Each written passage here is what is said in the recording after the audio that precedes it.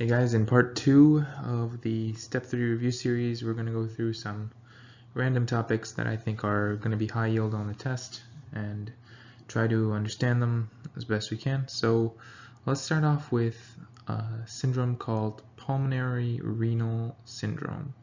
So you'll often get pulmonary renal syndrome with things like vasculitis. Now the differential for these different vasculitis that affect both the lungs and the kidneys is extensive, right? So we can start off with some autoimmune stuff. Let's start off with good pastures. So good pastures is a autoimmune disease that targets collagen type 4 in both the renal and pulmonary capillaries, and essentially this autoimmune reaction can cause things like hemoptysis, cough, dyspnea in the lung findings, and all these pulmonary renal syndromes, not just good pastures, cause a nephritic syndrome.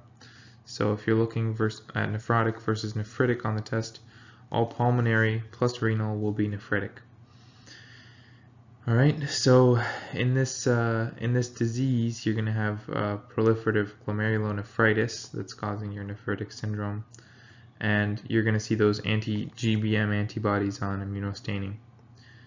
Next, we have glomerulomatosis with polyangitis and Churg-Strauss syndrome. So these ones are important to differentiate because both of these cause granulomatous vasculitis. So a very common thing that I've seen asked is they'll give you one of these pulmonary renal syndromes and they'll tell you if the tissue has granulomas in it or if it doesn't. Now if it does, you're kind of narrowing your differential to granulomatosis with polyangiitis or Wegener's and Churg-Strauss. Don't be fooled because granulomas are usually associated with Wegener's. Churg-Strauss also has them. Make sure you know that. So how do you differentiate these two? Well, let's look at the clinical findings. So granulomatosis with polyangiitis usually has some kind of nose thing. So a chronic sinusitis, a nasal ulcer, perforation of the nasal septum. These people are going to have some kind of nasal issue that's going to be the dead giveaway. And then Churg-Strauss, on the other hand, is going to present with palpable purpura.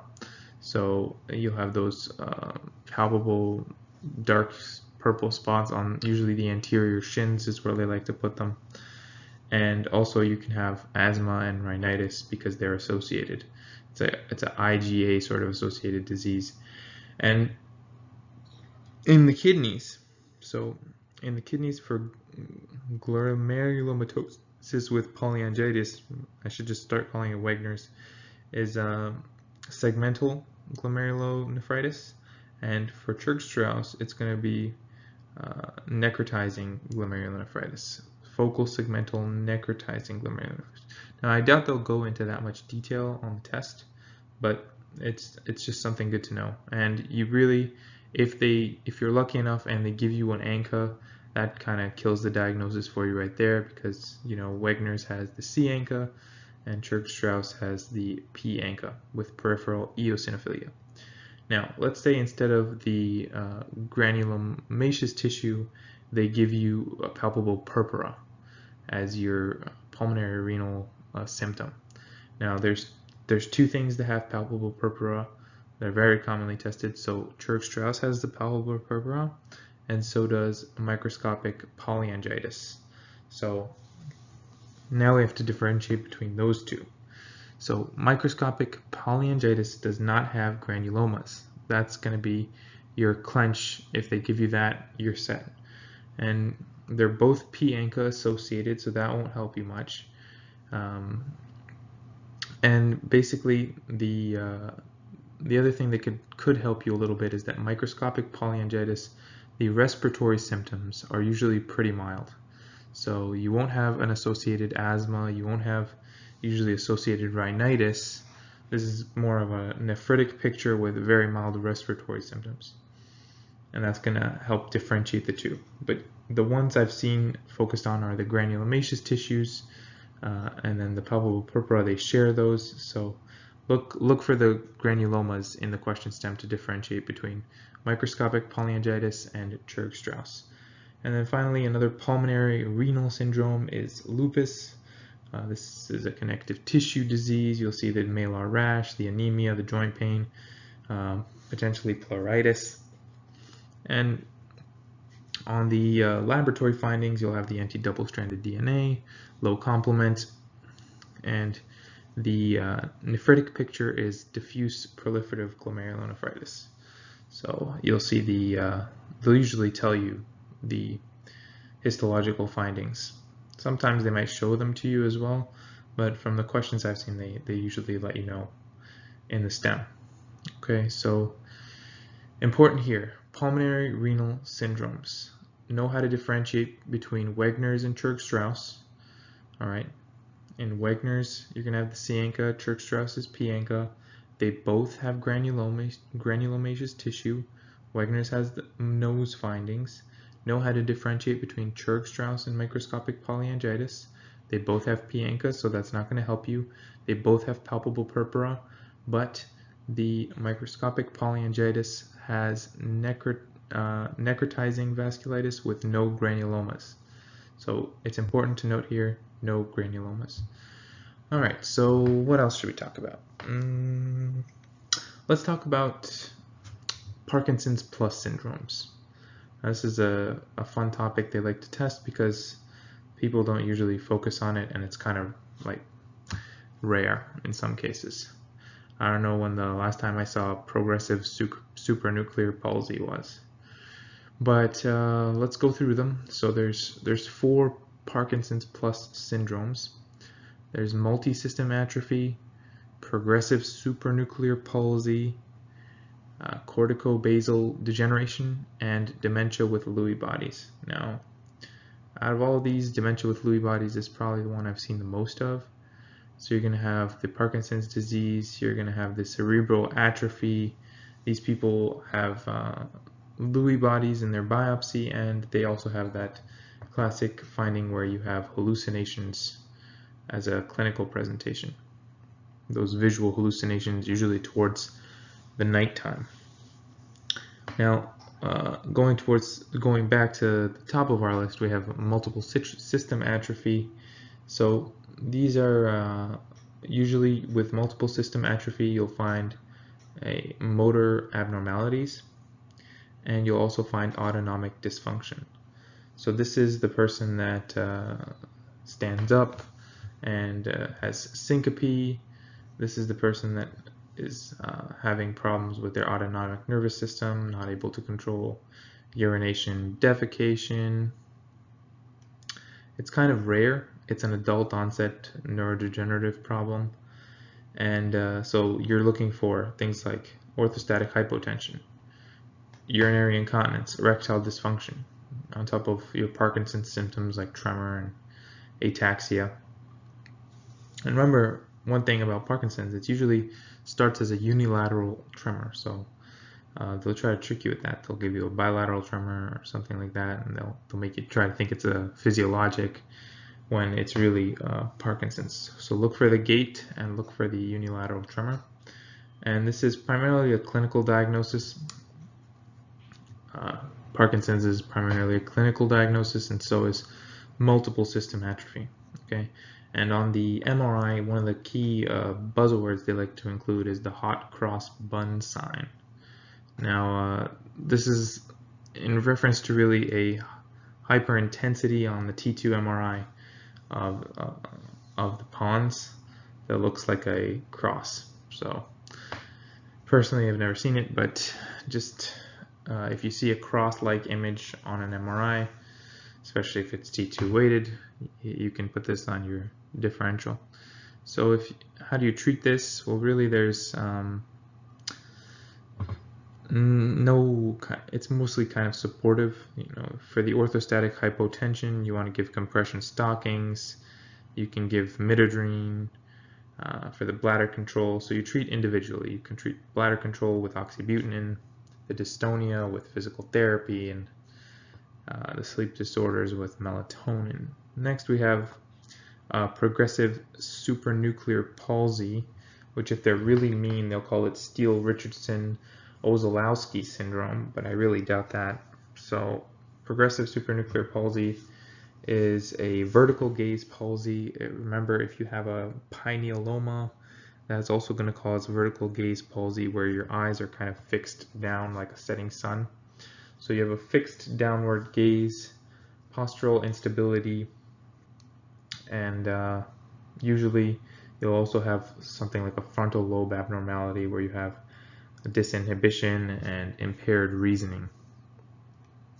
The MRI finding here is called the hummingbird sign, where the midbrain kind of takes on the shape of a hummingbird's head, with the midbrain structures being kind of like, I don't know, curved. And when you see, just Google an image of this and it'll make sense. It looks like the head of a hummingbird with the beak pointing anteriorly.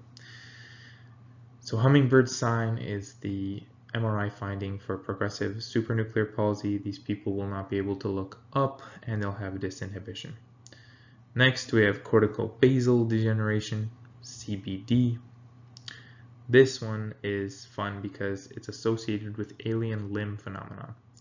So you'll have a limb that moves on its own without the control of the person, and MRI is going to show asymmetric atrophy in the basal ganglia. So we're going through each of these, the MRI findings and the main clinical findings. Usually they won't go deeper than that. So cortical basal atrophy, alien limb, remember that. And we have already done dementia with Lewy bodies, so let's do a quick summary. Multiple system atrophy, you have motor abnormalities, autonomic dysfunction, hot cross bond on MRI. Progressive supranuclear palsy, you have the vertical gaze palsy, can't look up, hummingbird sign on MRI. Cortical basal degeneration, you have the alien limb phenomenon and asymmetric atrophy on MRI. And then dementia with Lewy bodies, you're going to have the visual hallucinations, and then usually on the MRI you have atrophy of the substantia imnominata, which is kind of hard to say, and I really have never seen it tested, but cerebral atrophy, particularly in the frontal lobe, is also seen on MRI, and you'll have the Lewy bodies if you do the biopsy. So those are the Parkinson's plus syndromes. Whenever you see a Parkinson's patient and you see a symptom that kind of like, this alien limb doesn't fit, or this their autonomic instability looks like it's not 100% part of this picture, make sure you include these plus syndromes as well. And also make sure that when you're treating something like a Lewy body dementia, one of the key things to remember for that is that these people have an increased risk for akinetic crisis if you give them antipsychotics. So if you decrease their dopamine further, their risk for not being able to move properly is highly increased in Lewy body dementia. Remember, even all Parkinson's patients, if you give them antipsychotics, dopamine blockers, they're going to have problems with movement. What's another high yield topic? We can go through, for example, pleural fluid analysis.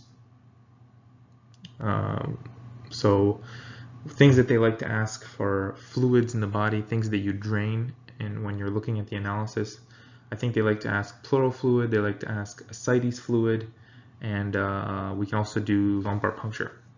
So in pleural fluid analysis, you really want to look at a few things that are known as the Lights criteria. So that's composed of really three factors.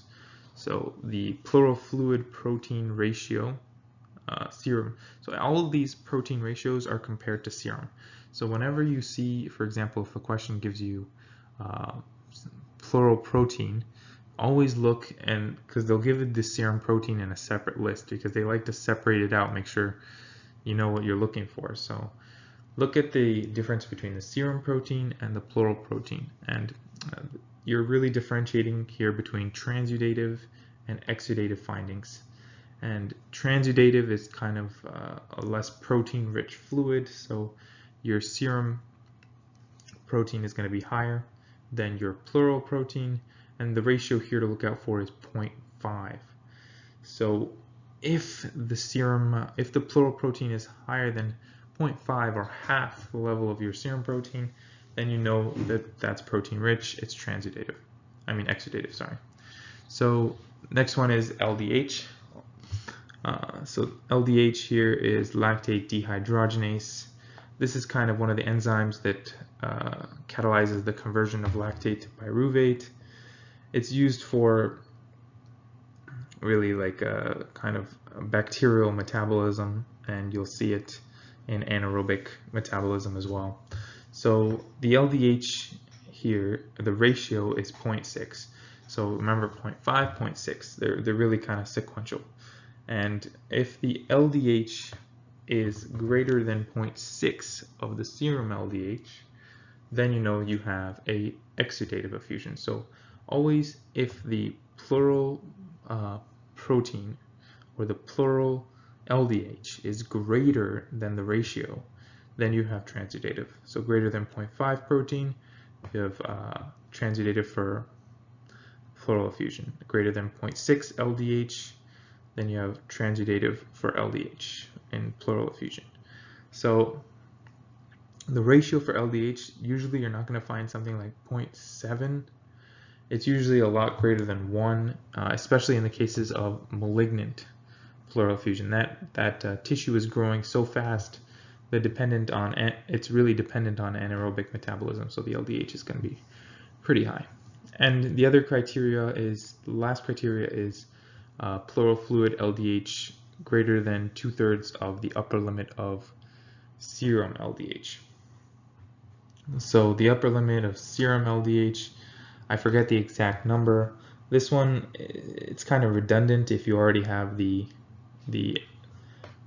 ratio of serum to pleural LDH from before, but you remember it's 2/3 of the upper limit of normal, and they might swap it out on a question to try to trick you. Okay, so very high LDH levels. Let's say, for example, you have levels greater than 1,000 units per liter. You could have something like an empyema, malignancy, or rheumatoid effusion, and that's going to be, all of those are exudative effusions. Another thing you could look at for exudative versus transudative, so besides the 3 lights criteria, is fluid cholesterol. So if the cholesterol is high, greater than, let's say, 55-60, then that's more leaning towards a transudative, exudative picture. And if it's low, then you have exudative. So the cutoff there for fluid cholesterol really is 55-60. All right. Next, we can look at other pleural fluid analyses like specific gravity, glucose, physical appearance. So in exudative effusions, you're usually going to have a more cloudy colored fluid. So the color is an important differentiator here. The specific gravity is going to be higher. It's going to be like higher than 1.016, and the pH also has a tendency to be on the lower end. So less than 7.4 is kind of the acidotic range, and your pH is going to be lower because you have all that anaerobic metabolism going on. Your glucose, also in exudative things, those are usually more infectious causing, so it's going to be less than 60. This 60 cutoff, I think we'll also see it in the lumbar puncture analysis that we're going to do. So just whenever you think glucose, think 60, and that'll be a safe number to remember. All right, so what are some things that can cause different kinds of cells in the pleural fluid, different kinds of pHs? So if we look at our extended analysis past the lights criteria, we could see white blood cell counts, we could see RBC counts, and if we're looking at the cell counts in our pleural fluid, white cell counts of greater than 10,000 are usually what we're looking for when we look for things like a pancreatitis, a pulmonary embolism, So remember, pulmonary embolism has a high white count on pleural tap. If you're gonna drain the fluid from someone with a PE, you're gonna see a higher white cell count because it's an inflammatory process going on there. It's ischemia, you know. And then, so if you have once you have the white cell count, you want to look at the neutrophils versus the lymphocytes. So whichever one is the majority, so greater than 50%. If neutrophils are the majority, that's usually either an infection or a PE. And if lymphocytes are the majority, then you have something dangerous like a chylothorax, where the lymphatics are leaking into the pleural space, or malignant effusion, or TB. So those are the main ones to look out for. And then the other cells to look out for besides white blood cells are red blood cells, and those are 5,000. So white blood cells, 10,000 is the cutoff, and red blood cells, 5,000 is usually the cutoff. And if you have greater than 5,000, you're really looking at a hemothorax, or potentially, again, a malignant effusion with a bleeding tumor, or a PE, which can also cause bleeding. So PE can put red blood cells and white blood cells in your pleural fluid. Watch out for that association. Next, we can look at, for example, the pH of the fluid. If the pH is low, we can have things like an empyema, which is an infected pleural fluid. We can have esophageal perforation, and we have gastric excretions going into the pleural. So watch out for the pH. They like to do the esophageal perforation deal on this. I've seen questions on it for the low pH found in the fluid. And then again, if the glucose is low, don't just think about we talked about glucose. The cutoff is 60. So if the glucose is low, they usually want you to pick the obvious one of, hey, it's an infection. So it's an empyema, it's tuberculosis, but you also have to remember that other things can cause glucose to be low as well. So malignancy is another one, rheumatoid pleurisy is another one, and believe it or not, esophageal rupture, it can also cause low glucose. Now the mechanism behind that I'm not sure, but I've seen questions asked on that as well. So other things to look out for in the pleural fluid. So we've talked about cholesterol, so the triglycerides are also important. If they give you triglycerides, they're probably hinting at a chylothorax. So that's a really triglyceride rich fluid, which is because of the lymph. And then if they give you high cholesterol, so something greater than 200, if they give you milky fluid, that's also highly suggestive of a chylothorax. Alright, so I think we've covered the majority of the stuff in the pleural fluid. Now let's move on to ascites fluid. So in pleural fluid, we have the Leitz criteria, which is really just LDH and protein. And then here for ascites fluid, we have the SAG, which is the serum albumin ascites gradient. So you're just basically doing a protein difference between the ascites and the serum. Remember, always compare to serum. If they give you something in the pleural fluid and the ascites fluid, look back to the other labs to see what the serum one is, because they're always looking for you to compare them. So here we have a transudative and exudative sort of deal as well. High SAG is really a transudative process, and low SAG is kind of a exudative process, but usually it's just called low SAG and high SAG ascites fluid now. They don't really call it transudative, exudative. So why is SAG important, and what is the cutoff? So the cutoff is 1.1 grams per deciliter.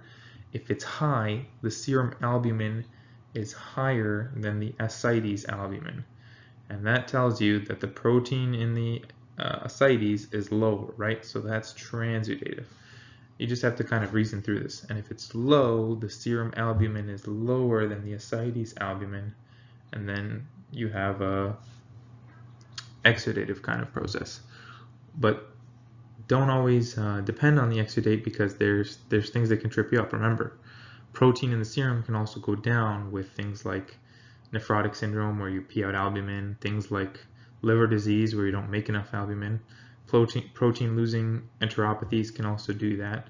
So just be careful with the serum albumin, because other things can cause it to be low besides it going into the ascites fluid.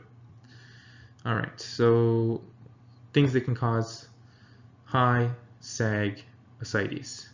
Things like portal vein thrombosis, where you have backup of fluid, cirrhosis, alcoholic liver disease, right heart failure can do it as well, right? If you have fluid backing up into the liver. Budd-Chiari syndrome, again, that's leading back to our thrombosis. So you have thrombosis of the hepatic vein. Also, you have thrombosis of the splenic vein can also do that. Anything that builds up pressure in your portal system. And then for low Sag ascites, you have, again, the low albumin states. Remember those. Malignancy can cause this, where you have lymph obstruction in the area.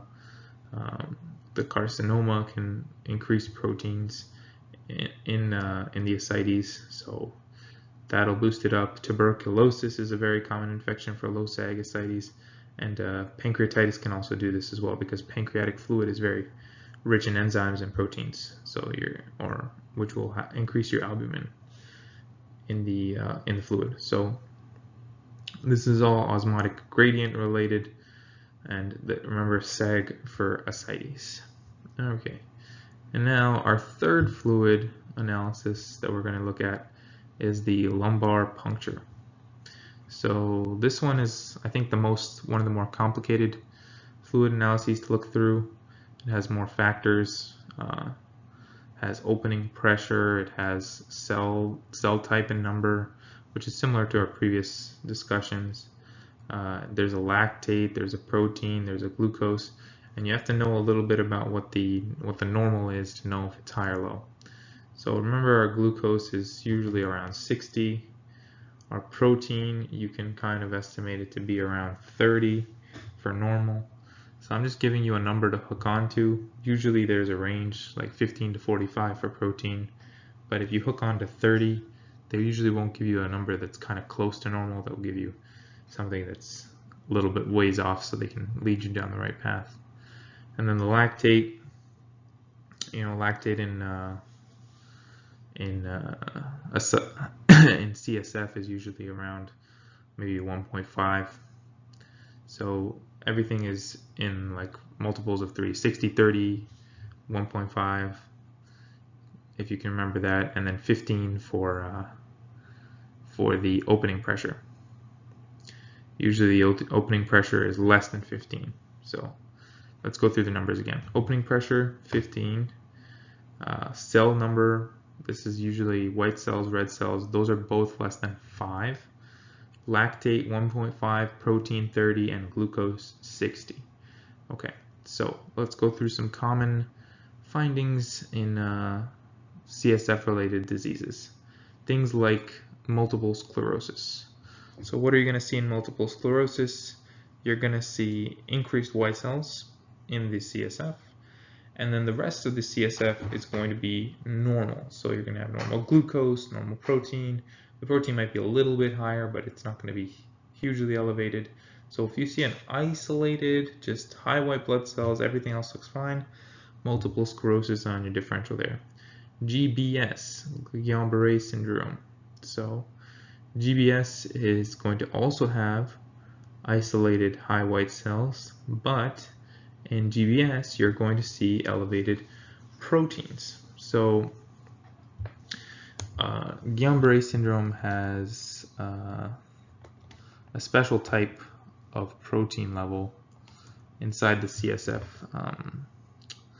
What is that protein level called again?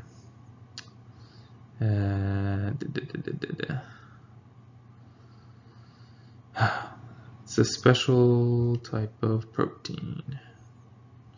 All right. Anyways, when it comes to me, I'll remember it. And so we talked about GBS has increased protein, increased white cell count. If you're looking at MS, the protein's not so increased or normal. Subarachnoid hemorrhage. So this one, obviously, you're going to have increased RBCs. You can also have increased WBCs because it's kind of an inflammatory process going on. You can even have increased protein because there's going to be increased gamma globulins from the inflammation. So what you're looking for really on subarachnoid hemorrhage is the xanthochromic fluid, which you'll see in after 6 hours of bleeding has already occurred, when the bilirubin has had time to be processed and turn yellow. So after that, we have brain tumors. Brain tumors, if you do a CSF analysis, the protein will be high, the glucose will be low. So now we're moving into kind of glucose low situations. So brain tumors and infections are usually glucose low, especially if we're looking at bacterial infections. Next we have Pseudotumor Cerebri. This one's going to have kind of an isolated increased CSF pressure. And then we have meningitis. So meningitis is going to have a usually either mildly or highly increased CSF pressure. You can have different types of meningitis, bacterial, viral, and that's when the analysis really starts getting a little complicated, right? So let's go through the difference, what you would see on a bacterial versus a viral meningitis.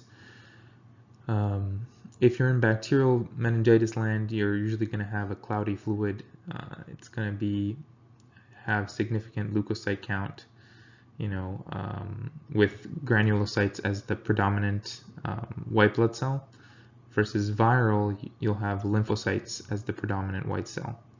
And then the opening pressure usually in bacterial is high, but in viral it's going to be normal. The bacteria are proliferating there, causing a lot more inflammation, occupying space, right? So the CSF pressure will go up. Lactate is an important one here because lactate will go high, and also protein. Lactate and protein will go high in bacterial meningitis. Glucose will go low. Glucose is another differentiator. So if you can't tell based on the white cell types, if you can't tell based on the fluid appearance, the glucose will be low in bacterial and normal in viral. And if you do a gram stain, you're not going to see anything on viral, and you can see probably meningococci or pneumococci or listeria, whatever is causing your bacterial meningitis to pop up. The atypical things, if we're talking about bacteria or fungi that can cause meningitis, are going to be really tuberculosis, Lyme, and Cryptococcus. So in tuberculosis, the main finding here is that you can have sometimes clear fluid, and you'll see these things called spider web clots. Now this is very specific to tuberculous meningitis. If you see a spider web clot on the CSF appearance, that's pretty specific. And then the opening pressures are going to be high in all of these types of meningitis that are Lyme or tuberculous or Cryptococcus. They're going to be pretty high. The glucose is going to be low, and the protein is also going to be high in these kinds of infections. Now, Lyme meningitis is really a tough one because you'll see lymphocytes, you'll see lymphocyte predominance with mononuclear cells, but this one you'll have to base on the other clinical pictures of Lyme, the tick bite, and the past medical history as well. And the Cryptococcus. So Cryptococcus, you'll see lymphocytes as well. So these are lymphocytic, they're not granulocytic, they're lymphocytic infections. Tuberculosis, Lyme, and Cryptococcus. And in Cryptococcus, the other thing they like to emphasize is the increased opening pressure, increased lactate. It really mimics tuberculosis and the other findings. but you won't see the spiderweb clot, and you won't have the other clinical findings of tuberculosis. Okay, so make sure if you're suspecting tuberculous meningitis, you do an acid fast stain. You make sure you do an India ink for Cryptococcus, and a right stain or Giemsa stain for toxo or other suspicious bugs. Alright, so we've gone through pleural fluid analysis, CSF analysis, we've gone through SAG in the peritoneum. Let me just quickly look up GBS, what that protein was I was thinking of. I'm sure some of you are yelling it in the comments section right now, but let me just look it up. Guillain-Barre Syndrome.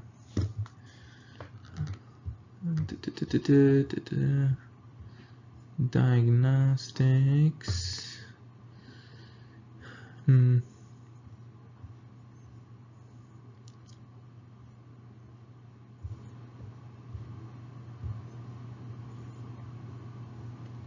I think it's a kind of a gamma globulin that's in there.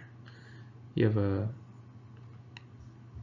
an increased antibody production, like a mono